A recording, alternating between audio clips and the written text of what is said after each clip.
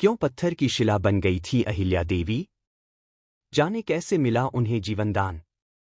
दोस्तों, ब्रह्मा जी ने अहिल्या के विवाह के लिए एक शर्त रखी थी।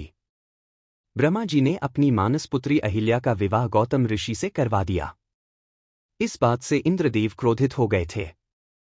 अहिल्या एक बहुत ही सुंदर स्त्री थी। दोस्तों, अहिल्या को ये वरदान मिला हुआ था कि उनका यौवन सदा बना रहेगा। अहिल्या की सुंदरता के आगे तो स्वर्ग की अप्सराएं भी पानी थी, इसलिए देवता भी अहिल्या के कायल हुआ करते थे।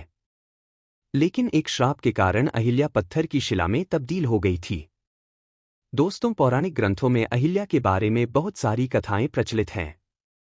तो चलिए जानते हैं आखिर किस श्राप की वजह से अहिल्या पत्थर की शिला बन गई थी और फिर उसके बाद किस प्रकार से नया जीवनदान मिला। ब्रह्मा की पुत्री थी अहिल्या। दोस्तों, अहिल्या की उत्पत्ति ब्रह्मा जी से मानी जाती है, इसलिए अहिल्या को ब्रह्मा जी की मानस पुत्री भी कहा जाता है। अहिल्या सभी गुणों से परिपूर्ण थी और बहुत ही सुंदर और रूपवती थी। इंद्रदेव भी अहिल्या की खूबसूरती के कायल थे। स्वर्ग के राजा इंद्र अहिल्या के साथ विवाह करना चाहते थे।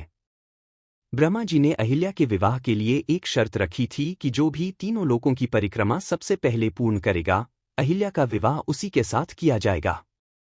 गौतम ऋषि और इंद्रदेव के साथ अन्य देवताओं ने भी अहिल्या से विवाह करने के लिए तीनों लोकों की परिक्रमा शुरू की, लेकिन गौतम ऋषि ने परिक्रमा के दौरान एक गर्भवती कामधेनु गाय की परिक्रमा की, जिसके कारण ब्रह्मा जी ने कहा कि कामधेनु गाय तीनों लोकों से भी श्रेष्ठ है। इसलिए ब्रह्मा जी ने अपनी मानस पुत्री अहिल्या का विवाह गौतम ऋषि से करवा दिया। इंद्र को आया क्रोध। दोस्तों, अहिल्या का विवाह गौतम ऋषि से होने पर इंद्रदेव क्रोधित हो गए। एक बार गौतम ऋषि अपनी कुटिया से बाहर गए हुए थे। उस समय देवराज इंद्र गौतम ऋषि का भेष बदलकर अहिल्या के समीप गए। उसी समय गौतम ऋषि वहां पर आए और उन्होंने बिना कुछ जाने क्रोधित होकर अहिल्या को पत्थर की शिला बन जाने का श्राप दिया। अहिल्या ऐसे हुई श्राप मुक्त।